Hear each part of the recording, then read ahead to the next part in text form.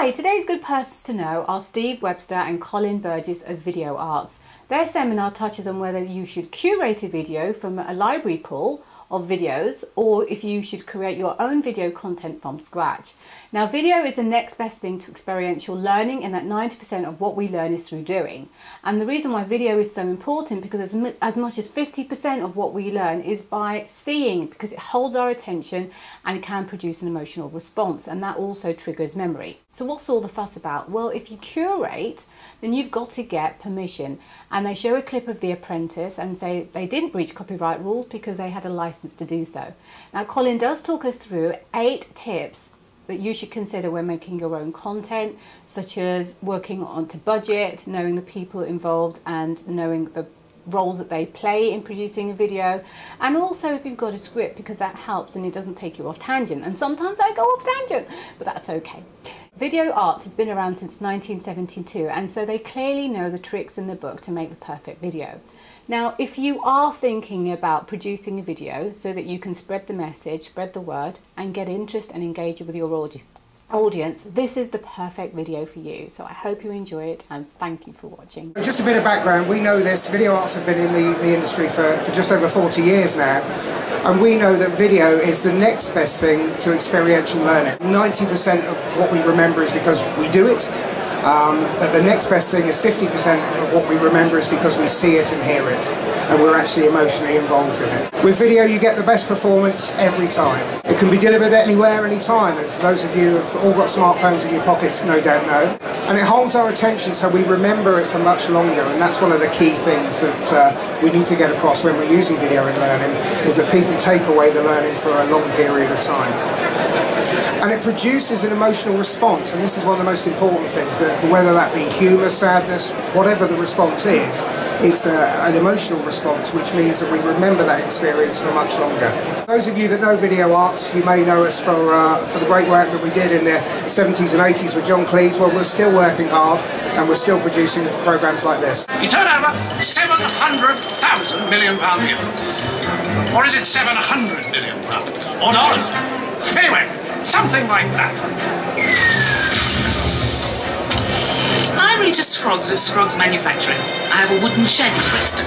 Last year I turned over £301,427.53. That's some of the productions from 2013 that you'll see from Video Arts, and so just really to get that point across, that there are video creation companies out there that are making great off-the-shelf products for you to use in your business. Use them in the classroom, use them on demand, however you want to use them. As of last year, there were more than 1.4 trillion views of YouTube. That's over 200 views for every person on this planet. Now, given that not everyone has access to YouTube, we can see how much it is being used. And of course it's being used for entertainment, but it's also being used as the go-to place to find out how to do stuff. Now, that could be how to change a tyre, how to make a souffle, whatever it might be. People's predilection now is to move towards YouTube to actually find out how to do something. According to Google, 50% of smartphone users watch web video on their mobile device. Now, I would suggest that's probably quite a lot higher, but it's harder to not get a smartphone than it is to get a smartphone nowadays. Lord Reith was the person who wrote the BBC Charter, that said that the BBC's role was to be engaging, entertaining and informative. For video content, whatever you're using it for, that still needs to be the case. You know, of course we've got to inform people, of course we've got to educate people, but we've got to engage them at a human level as well. What do we do if it's training that we need that's slightly more specific? Wanted, for example, to show people how to be more entrepreneurial, then you might find something like this on the web. People have come to London in search of a job. There is no phoning here. Are you allowed to use that? There's no text and number. That's a good point. There is no panel of judges. In fact, we can use that clip because it's a piece of video that's been licensed to us, so we can use it. But you have to be very careful about curating your content if you are using the web, because you can end up breaching copyright rules and using content that doesn't belong to you. However, there is another way, and if you choose to make content yourself, then it's eminently possible to make content at low cost that is effective and does the job that you need it to do. We all have the technology in our pockets, iPhones, to make a short video, but just having that content, of production capability, doesn't necessarily mean to say that you should. We've come up with 8 kind of points of how to improve your filmmaking skills. First one is to define what you're trying to achieve.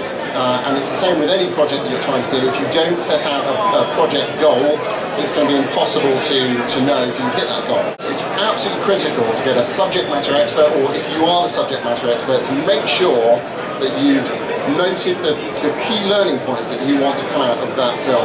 Know your audience, not just who they are, but what their viewing habits are. You know, what kind of films do they normally watch? What's the kind of tone and the style of language that they'd be used to hearing, and what they'd be expecting to hear. Pick a creative approach, and it might be that your choice of approach could be animation, it could be drama, it could be a PowerPoint presentation with audio over the top. Once you've decided what it is that you want to do, make sure that you have a plan, make sure that you have the resources in place to make that film. That you know how much it's going to cost, you know how long it's going to take, you have people with roles and responsibilities, and you know what it's going to take to make that film.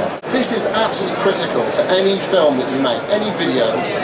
If you don't have a script, then it's going to go wrong. Use appropriate production values. If you're going to make something which is going to go on broadcast TV, you have to film it at broadcast standards. If you're going to make something which is going to go on mobile phones, then there's no point in wasting resources of filming it at broadcast standard if it's only going to go on mobiles. Make it bite-sized and pacey. It's important to remember that most of the clips on YouTube, the average length of a clip on YouTube is about 3 minutes. And share it. Make sure that this comes in 2 phases. Make sure that you know how to share it and where to share it. Make sure that you know how to meta tag it. Make sure that people can find it.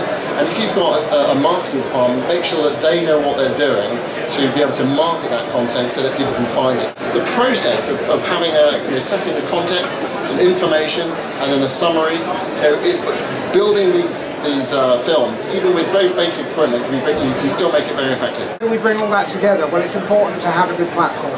The key point is, if you're going to have video, then have it all in one place and have it accessible for people where they can get at it when they want to.